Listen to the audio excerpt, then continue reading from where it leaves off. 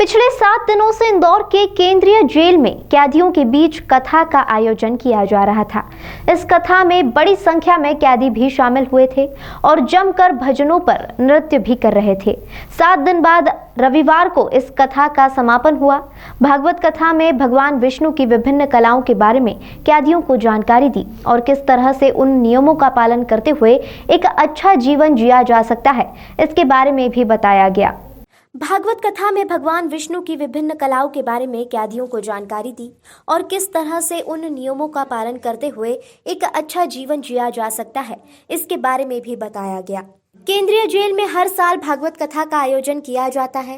केंद्रीय जेल प्रबंधक का ऐसा अनुमान है कि भागवत कथा से इन कैदियों के हृदय में बदलाव लाया जा सकता है और इन्हें फिर मूल समाज से जोड़ा जा सकता है। वहीं कई कैदी इस भागवत कथा के माध्यम से प्रायश्चित भी करते हैं।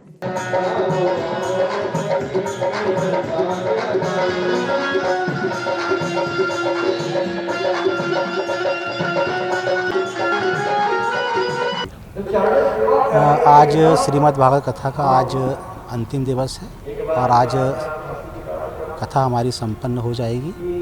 यह कथा हमारी 1 तारीख को प्रारंभ हुई थी और विगत 7 दिनों से लगातार चल रही है। जैसा कि आप कह रहे हैं कि इस कथा का क्या महत्व है, सेंट्रल जेल में किस तरह से प्रभावी है, तो इसका छोटा सा उदाहरण मैं आपको दे दूं कि लास्ट ईयर भी हमने श्रीमद् भागवत कथा का आयोजन यहाँ कैदियों के बीच में करवाया था और हम ऐसा मानते हैं कि इतना बड़ा जो संकट हमारी जेल में आया कोरोना काल में और काफ़ी बंदी हमारे लगभग 80 बंदी संक्रमित हुए। बहुत सारे बंदी आईसीयू में रहे, बहुत सारे बंदी वेंटिलेटर पे रहे, लेकिन वह ईश्वर की कृपा थी। एक सकारात्मक यहाँ पॉजिटिव एनर्जी थी और एक प्रकार का ईश्वर की कृपा थी कि हमारे जेल का कोई भी बंदी किसी प्रकार से हताहत नहीं हुआ और धन जन की हानि नहीं हुई।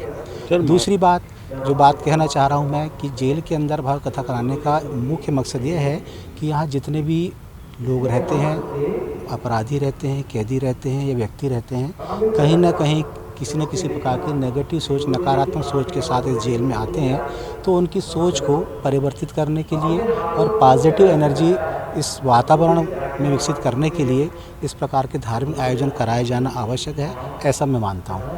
सर, महाराज ने किस प्रकार का कैदियों को संकल्प दिया? महाराज जी ने कैदियों को संकल्प दिलवाया है कि आप प्रतिदिन चलते फिरते, उठते बैठते आप हरि का नाम लें।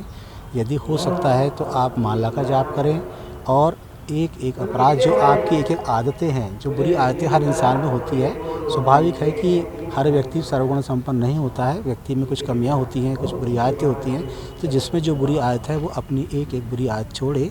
तो ऐसे करते करते अगर हम धीरे धीरे अपनी बुरी आदतें छोड़ेंगे तो स्वाभाविक है कि यहाँ से जब बंदी निकलेगा तो एक अच्छा व्यक्ति और अच्छा चरित्रवान व्यक्ति बनकर निकलेगा।